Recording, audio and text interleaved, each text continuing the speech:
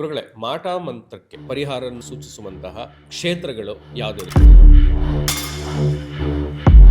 ಕರ್ನಾಟಕದಲ್ಲಿ ಅದ್ಭುತವಾಗಿರುವಂಥ ಕ್ಷೇತ್ರ ಅಂತ ಹೇಳಿದ್ರೆ ಸಾಕ್ಷಾತ್ ಶಂಕರಾಚಾರ್ಯರು ಸ್ಥಾಪನೆ ಮಾಡಿರುವಂಥ ಪೀಠ ಅದು. ರಾಹು ಅಂತ ಹೇಳಿದ್ರೆ ಕೆಟ್ಟದ್ದು, ಕಪ್ಪು, ಈ ಕೋರ್ಟು ಕಚೇರಿ ಇಂಥದ್ದೇನೇ ನಡೀತಾ ಇದ್ರು ಕೂಡ ಅಂತ ಪ್ರಭಾವನ ಕಮ್ಮಿ ಮಾಡುವಂಥ ಕ್ಷೇತ್ರ. ದೇವರ ಕಣ್ಣಿಗೆ ಬಂದ್ರು ಮನುಷ್ಯರ ಕಣ್ಣಿಗೆ ಬರಬಾರದು. ದೇವರು ಯಾರಿಗೂ ಕೂಡ ಯಾವತ್ತೂ ಅನ್ಯಾಯ ಮಾಡೋದಿಲ್ಲ. ಅನ್ಯಾಯ ಮಾಡುವಂಥದ್ದು ಮನುಷ್ಯರೇ. ಬ್ರಹ್ಮ ರಾಕ್ಷಸ ಪ್ರಯೋಗ ಬಗ್ಗೆ ಮಾತಾಡೋಣ.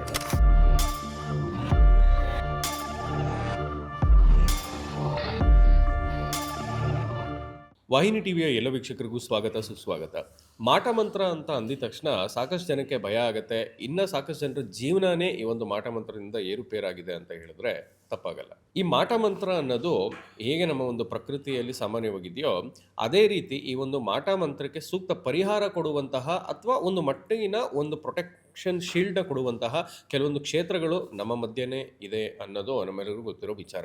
ಬಟ್ ಅದರಲ್ಲಿ ಯಾವ ಕ್ಷೇತ್ರಗಳು ತುಂಬ ಪವರ್ಫುಲ್ ಆಗಿದೆ, ಯಾವ ಕ್ಷೇತ್ರಕ್ಕೆ ಹೋದರೆ ಒಂದು ಮಟ್ಟಿನ ನಿಮ್ಗೊಂದು ಪರಿಹಾರ ಅಥವಾ ಒಂದು ಕಂಪ್ಲೀಟ್ ಪರಿಹಾರ ನಿಮಗೆ ಸಿಗ್ಬೋದು ಅಂತ ಇವತ್ತು ನಮಗೆ ತಿಳಿಸ್ಕೊಡೋದಕ್ಕೆ ತಾಂತ್ರಿಕ ಮನೆತನದ ದೈವಜ್ಞ ತಾಂತ್ರಿಕ್ ಗಜೇಂದ್ರ ಜೋಶಿ ಅವರು ನಮ್ಮ ಇದ್ದಾರೆ. ಗುರುಗಳೇ ನಮಸ್ತೆ, ಹೇಗಿದ್ದಾರೆ? ಚೆನ್ನಾಗಿದೆ, ತಾವು ಹೇಗಿದ್ದೀರಾ? ಅದ್ಭುತವಾಗಿದ್ದೀವಿ, ಭಗವತಿ ಕೃಪೆ. ಗುರುಗಳೇ, ಮಾಟ ಮಂತ್ರಕ್ಕೆ ಪರಿಹಾರವನ್ನು ಸೂಚಿಸುವಂತಹ ಕ್ಷೇತ್ರಗಳು ಯಾವ್ದು? ಟಾಪ್ 5 ಅಂದ್ರೆ ಪ್ರಥಮವಾಗಿ ತಂತ್ರಶಾಸ್ತ್ರದಲ್ಲಿ ಮಾಟ ಮಂತ್ರ ತಂತ್ರ ಇಂತಹ ದೋಷಗಳಿಗೇನಾದರೂ ಜನಗಳು ಒಳಗಾಗಿದ್ರೆ, ಇಂತಹ ಸಮಸ್ಯೆಗಳಿಗೇನಾದರೂ ಜನಗಳು ಪೂರ್ಣ ಅನುಭವಿಸ್ತಾ ಇದ್ರೆ, ಮನೆಗಳು ಕಷ್ಟ, ಕಾರ್ಪಣ್ಯ, ದುಃಖ, ದಾರಿದ್ರ್ಯ ಸಮಸ್ಯೆಗಳು, ಈ ಪ್ರೇತ ಬಾಧೆಗಳಂಥ ಸಮಸ್ಯೆಗಳು, ಮನೆಯಲ್ಲಿ ಆಗದಿರುವಂಥ ಅನಾಹುತ ಆಗುವಂಥ ಸಮಸ್ಯೆಗಳು, ಇಂಥ ಕ್ಷೇತ್ರಗಳಿಗೆ ಬಹಳ ವಿಶೇಷವಾಗಿರುವಂಥ ಸಾನ್ನಿಧ್ಯ ಪೀಠಗಳಂತಿರುತ್ತೆ. ಶಕ್ತಿ ಪೀಠಗಳು ಅಂತ ಹೇಳ್ತೀವಿ ನಾವು ಅದನ್ನು. ನಮಗೆ ಈ ಭಾರತದಲ್ಲಿ ಪ್ರಥಮವಾಗಿ ಕಂಡು ಬರುವಂಥ ಕ್ಷೇತ್ರ ಅಂತ ಹೇಳಿದ್ರೆ ಕಾಮಕ್ಯ ಕ್ಷೇತ್ರ. ತಂತ್ರಶಾಸ್ತ್ರದಲ್ಲೇ ಅಗ್ರಗಣ್ಯ ಇರುವಂಥ ಕ್ಷೇತ್ರ ಕಾಮಕ್ಯ ಕ್ಷೇತ್ರ. ಅಲ್ಲಿ ಕೆಲವೊಂದು ಪೂಜಾ ವಿಧಿವಿಧಾನಗಳು ಅಂತ ಬರುತ್ತೆ. ಅಲ್ಲಿ ಬಲಿ ಪೂಜೆಗಳು ಪ್ರಧಾನ ಪೂಜೆಗಳಾಗಿರುತ್ತೆ ಅಲ್ಲಿ. ಯಾಕೆಂದ್ರೆ ಅಲ್ಲಿ ಇರುವಂಥದ್ದೇ ಯೋನಿ ಮುದ್ರಾ ವ್ಯವಸ್ಥೆಯಲ್ಲಿ ಇರುವಂಥ ದೇವಿ ತಾಯಿಯ ಒಂದು 18 ಶಕ್ತಿ ಪೀಠಗಳಲ್ಲಿ ಕಾಮಕ್ಯನ ಒಂದು ಯೋನಿ ಮುದ್ರಾ ವ್ಯವಸ್ಥೆಯಲ್ಲಿ ಇರುವಂಥ ದೇವಸ್ಥಾನ ಅದು. ಅಲ್ಲಿ ಕೆಲವೊಂದು ಬಲಿ ಪ್ರದಾನಗಳ ಮೂಲಕ ದೇವಿಗೆ ಉಚ್ಚಾಟನೆಗಳ ಮೂಲಕ ಪೂರ್ಣ ಪ್ರಯೋಗಗಳಾಗುತ್ತೆ. ಈ ಉಚ್ಚಾಟನೆ ಪ್ರಯೋಗದಲ್ಲಿ ಬಹಳ ವಿಶೇಷವಾಗಿ ತಂತ್ರ ಉಚ್ಚಾಟನೆ, ಮಾಂತ್ರಿಕ ಪ್ರಯೋಗ ಉಚ್ಚಾಟನೆ, ಮತ್ತೆ ಪ್ರೇತ ಉಚ್ಚಾಟನೆ, ಶಕ್ತಿ ಆವಾಹನೆ, ಇಂತಹ ಪ್ರಯೋಗಾದಿಗಳು ಬಹಳ ವಿಶೇಷವಾಗಿ ನಡೆಯುತ್ತಲ್ಲಿ. ಮತ್ತೆ ಸಿದ್ಧಿ ಮಾಡ್ಕೊಳ್ಳೋದಕ್ಕೋಸ್ಕರನೂ ಕೂಡ ಆ ಕ್ಷೇತ್ರಗಳಿಗೆ ಹೋಗುವಂಥದ್ದು ಇದೆ. ಮಂತ್ರ ಸಿದ್ಧಿಗೆ, ದೀಕ್ಷೆ ತಗೊಳ್ಳೋದಕ್ಕೆ, ದಶಮಹಾವಿದ್ಯೆಯ ಪ್ರಯೋಗಗಳಿಗೆ, ಕಾಮಕ್ಯ ಶಕ್ತಿಗಳಿಗೋಸ್ಕರ, ಅಂತಹ ಶತ್ರು ನಿವಾರಣೆಗೆ ಮೇನ್ ಅಲ್ಲಿ ಹೋಗುವಂಥದ್ದು ಶತ್ರು ಬಾಧೆಗಳಿಗೆ. ಈಗ ಶತ್ರುಗಳ ವಿಚಾರವಾಗಿ ಕಷ್ಟ ಆಗ್ತಾ ಇರುತ್ತೆ. ಹಿತಶತ್ರುಗಳಾಗಿರ್ಬೋದು, ವ್ಯಾವಹಾರಿಕ ಶತ್ರುಗಳಾಗಿರ್ಬೋದು, ಗುಪ್ತ ಶತ್ರುಗಳಾಗಿರಬಹುದು. ಇಂತಹ ಶತ್ರುಗಳಿಗೆ ಬಹಳ ವಿಶೇಷವಾಗಿರುವಂಥ ಪೀಠ ಕಾಮಕ್ಯ ಕ್ಷೇತ್ರ. ಅಲ್ಲಿ ಪಂಚಬಲಿ ಪ್ರಯೋಗ ಅಂತ ಹೇಳ್ತೀವಿ. ನಾನು ನಿಮಗೆ ಓದ್ ವಿಡಿಯೋದಲ್ಲೂ ಹೇಳಿದ್ದೀನಿ ಪಂಚಬಲಿ ಪ್ರಯೋಗ ಅಂದ್ರೆ ಏನು ಅಂತ ಹೇಳಿ. ಈ ರಾಕ್ಷಸ ಬಲಿ ಪ್ರಯೋಗ ಆಗಿರಬಹುದು, ಪ್ರೇತ ಬಲಿ ಪ್ರಯೋಗ ಆಗಿರಬಹುದು, ಸ್ವಯಂ ಬಲಿ ಪ್ರಯೋಗ, ಇಂತಹ ಬಲಿ ಪ್ರಯೋಗಗಳು ಕ್ಷೇತ್ರದಲ್ಲಿ ನಡೆಯುವಂತಹ ಪ್ರಧಾನಗಳಾಗಿರುತ್ತೆ. ಎರಡನೇದಾಗಿ ಬಹಳ ಮುಖ್ಯವಾಗಿರುವಂಥ ಕ್ಷೇತ್ರ, ಪೀಠ ಮತ್ತು ಸಾನ್ನಿಧ್ಯ ಯಾವುದಾದ್ರೂ ಇದ್ರೆ ಅಂತ ಹೇಳಿದ್ರೆ ಉಜ್ಜಯಿನಿ ಮಹಾಕಾಳಿ ಕ್ಷೇತ್ರ. ಉಜ್ಜಯಿನಿ ಮಹಾಕಾಳಿ ಕ್ಷೇತ್ರ ಅನ್ನುವಂಥದ್ದು ಸಾಕ್ಷಾತ್ ಮಹಾಕಾಳಿ ನೆಲೆಸಿರುವಂತಹ ಜಾಗ ಅದು.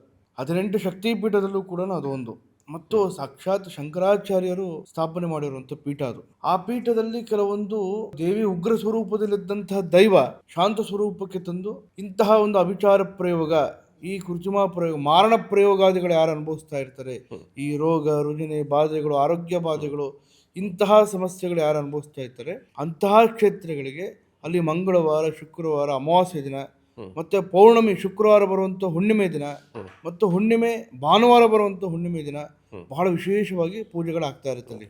ಬಟ್ ಅದು ಉಜ್ಜಯಿನಿ ಮಹಾಕಾಳಿ ಬಂದು ಶಿವಂದಲ್ವಾ? ಮಹಾಕಾಳಿನೂ ಇದೆ ಸರ್, ಇದೆಯಾ? Okay okay. ಉಜ್ಜಯಿನಿ ಮಹಾಕಾಳಿ ಕ್ಷೇತ್ರ, ಉಜ್ಜಯಿನಿ ಮಹಾಕಾಳ ಕ್ಷೇತ್ರ ಎರಡೂ ಇದೆ ಅಲ್ಲಿ. ಓಕೆ. ಮತ್ತೆ ಅಲ್ಲಿ ಪೌರ್ಣಮಿ ದಿನ ಬಹಳ ವಿಶೇಷವಾಗಿ, ಪೌರ್ಣಮಿಗೆ ಬಹಳ ಶಕ್ತಿಯುತವಾದ, ಅಲ್ಲಿ ದೇವಿಗೆ ಬಲಿ ಪ್ರದಾನಗಳು ನಡೆಯೋದಿಲ್ಲ. ಅಲ್ಲಿ ರಾಜಪರಿಮಾಲಿಕ, ಪುಷ್ಪ ಪರಿಮಾಲಿಕ ಮತ್ತು ನೈವೇದ್ಯಗಳ ಸಮರ್ಪಣೆ ಮಾಡಿ ಅಮ್ಮನವರಿಗೆ ಪೂರ್ಣವಾದಂಥ ರೀತಿಯಲ್ಲಿ, ಸಾತ್ವಿಕ ರೀತಿಯಲ್ಲಿ ಕುಂಬಳಕಾಯಿಯ ಮೂಲಕ ದೇವಿಗೆ ಅರ್ಪಣೆ ಮಾಡುವಂಥ ನೈವೇದ್ಯ ಅರ್ಪಣೆ ಮಾಡುವಂತಹ ಸಮಯಾಚಾರ ಮಾರ್ಗ. ವ್ಯವಸ್ಥೆಗಳನ್ನ ಪೂರ್ಣವಾಗಿ ಆ ಕ್ಷೇತ್ರದಲ್ಲಿ ಮಾಡ್ತಾರೆ. ಆ ಕ್ಷೇತ್ರದ ದರ್ಶನ ಪಡೆದಂಥವ್ರು ಇಂತಹ ಒಂದು ದುಷ್ಟ ಪ್ರಯೋಗಗಳಿಗೆ ಯಾರು ಒಳಗಾಗಿರ್ತಾರೆ ಅಂತಹ ಪ್ರಭಾವಗಳು ಕಮ್ಮಿ ಮಾಡಬಹುದು.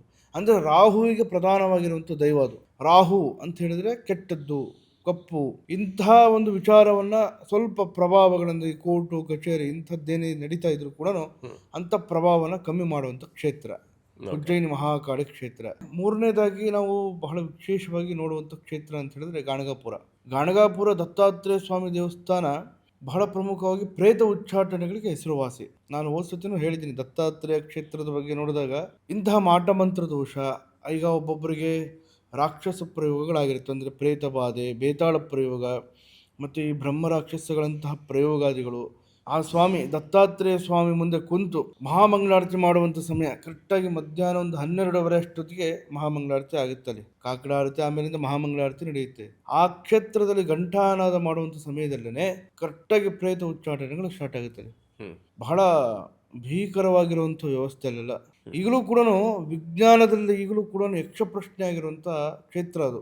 ಅಂತಹ ವ್ಯವಸ್ಥೆಗಳು ಈ ದತ್ತನ ಕ್ಷೇತ್ರದಲ್ಲಿ ಇದೆ. ಬಹಳ ಅದ್ಭುತವಾಗಿರುವಂಥ ಕ್ಷೇತ್ರ ದತ್ತಾತ್ರೇಯ ಸ್ವಾಮಿ ಕ್ಷೇತ್ರ ಅನ್ನುವಂಥದ್ದು. ಮತ್ತು ಸಿದ್ಧಿಗೋಸ್ಕರ ಮತ್ತು ಕೆಲವೊಂದು ದೀಕ್ಷೆಗೋಸ್ಕರ ಆ ಕ್ಷೇತ್ರಕ್ಕೆ ಪೂಜೆ ಪುನಸ್ಕಾರಗಳನ್ನು ಮಾಡುವಂಥ ವಿಶೇಷ. ದತ್ತಾತ್ರೇಯ ಕ್ಷೇತ್ರದಲ್ಲಿ ಸ್ವಾಮಿಯ ಪಾದುಕೆಗಳು ಬಹಳ ವಿಶೇಷವಾಗಿರುವಂಥ ಕ್ಷೇತ್ರ. ಗುರುವಿನ ಮೂಲಕ, ಗುರುವಿಗೆ ಆ ಪಾದುಕೆಗಳ ಮೂಲಕ ನಾವು ನಮಸ್ಕಾರ ಮಾಡಿ ಸಮರ್ಪಣೆ ಭಾವ ಮಾಡಿದರೆ ನಮಗಿದ್ದಂಥ ದೋಷಗಳು ನಿವಾರಣೆ ಆಗುತ್ತೆ. ಗುರು ರಾಹು ಚಾಂಡಾಳ ದೋಷ ಆಗಿರಬಹುದು ಜಾತಕದಲ್ಲಿ, ದ್ವಿಕ್ಕಳತ್ರ ಯೋಗ ಆಗಿರಬಹುದು, ಈ ಮದುವೆ ಸಮಸ್ಯೆಗಳು, ಅಂದ್ರೆ ಗುರುಬಲ ಯಾರಿಗಿರಲ್ವ, ಯಾವ ಜಾತಕದಲ್ಲಿ ಗುರುಬಲ ಕಮ್ಮಿ ಇರುತ್ತೆ, ಮದುವೆ ಯೋಗ ಕಮ್ಮಿ ಇರುತ್ತೆ, ಗುರುವಿನ ಅನುಗ್ರಹ ಕಮ್ಮಿ ಇರುತ್ತೆ, ಅಂತಹ ಜನಗಳಿಗೆ ಇಂತಹ ಒಂದು ಕ್ಷೇತ್ರ ಬಹಳ ವಿಶೇಷವಾಗಿರುವಂಥದ್ದು. ನಾಲ್ಕನೇದು ಬಹಳ ವಿಶೇಷವಾಗಿ ನೋಡಿದಾಗ ನಾವು ಕರ್ನಾಟಕದಲ್ಲಿ ಅದ್ಭುತವಾಗಿರುವಂಥ ಕ್ಷೇತ್ರ ಅಂತ ಹೇಳಿದ್ರೆ ಗೋಕರ್ಣ ಕ್ಷೇತ್ರ ಇದೆ. ಗೋಕರ್ಣದಲ್ಲಿ ಸ್ಮಶಾನ ಕಾಳಿ ದೇವಸ್ಥಾನ. ಹೌದಾ? ಬಹಳ ಅದ್ಭುತವಾಗಿರುವಂಥ ದೇವಸ್ಥಾನ. ಅದನ್ನು ಭದ್ರಕಾಳಿ ದೇವಸ್ಥಾನ ಅಂತ ಹೇಳ್ತೀವಿ ನಾವು. ನೋಡಿ, ಗೋಕರ್ಣ ಕ್ಷೇತ್ರದಲ್ಲಿ ಸಾಕ್ಷಾತ್ ಪಾರ್ವತಿ ಉಗ್ರ ಅವತಾರ ಅಂದರೆ ಭದ್ರಕಾಳಿ ಅವತಾರ ಮಾಡಿ ಸ್ಮಶಾನ ಕಾಳಿಯಾಗಿ ನಿಂತಿರುವಂಥ ಕ್ಷೇತ್ರ ಗೋಕರ್ಣ ಕ್ಷೇತ್ರ. ಗೋಕರ್ಣದಲ್ಲಿರುವಂಥ ಭದ್ರಕಾಳಿ ಸ್ಮಶಾನ ಕಾಳಿ ಕ್ಷೇತ್ರ. ಆ ಕ್ಷೇತ್ರದಲ್ಲಿ ಉಗ್ರ ರೂಪದಲ್ಲಿ ಪೂಜೆಗಳು ನಡೆಯುತ್ತೆ.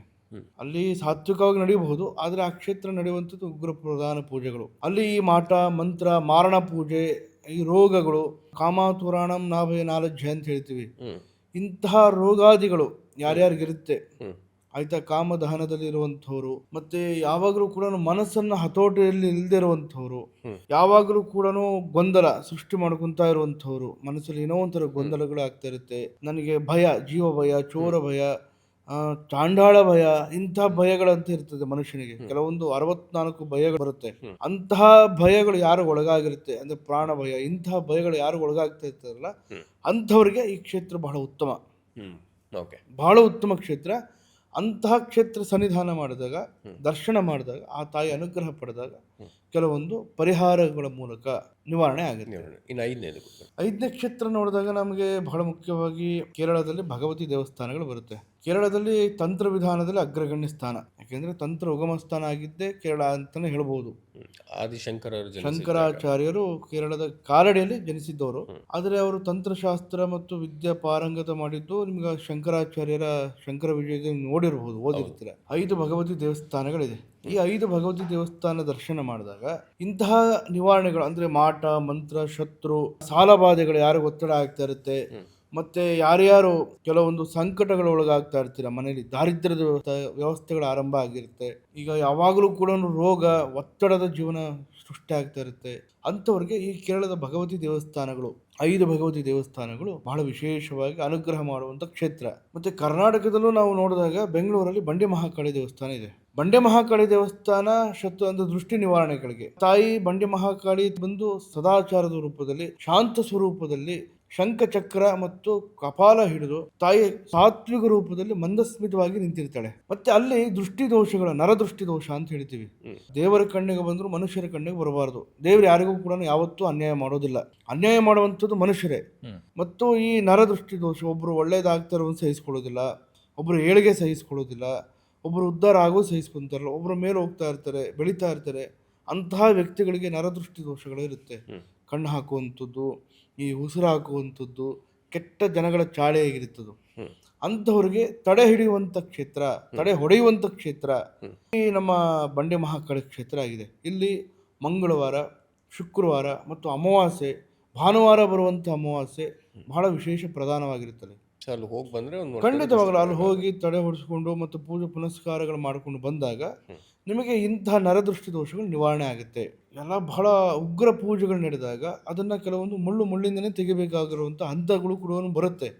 ಅದು ಕೆಲವೊಂದು ಸೂಕ್ತ ತಾಂತ್ರಿಕರ ಮೂಲಕ, ಕೆಲವೊಂದು ಸೂಕ್ತ ಪ್ರಶ್ನೆಗಳ ಮೂಲಕ, ಪಂಚಪ್ರಶ್ನೆ ಅಂತ ಬರುತ್ತೆ.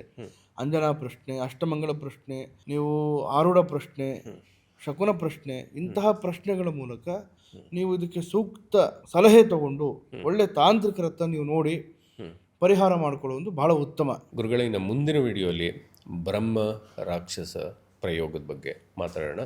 ಇಷ್ಟು ವಿಚಾರನ ನಮಗೆ ತಿಳಿಸ್ಕೊಟ್ಟಿದ್ದಕ್ಕಾಗಿ ಧನ್ಯವಾದಗಳು. ನಮಸ್ಕಾರ. ಸರ್ವೇ ಜನೋ ಸುಖಿನೋ ಭವಂತು, ಸರ್ವೇ ಸನ್ಮಂಗಳಾದಿ ಭವಂತು. ಶುಭವಾಗಲಿ.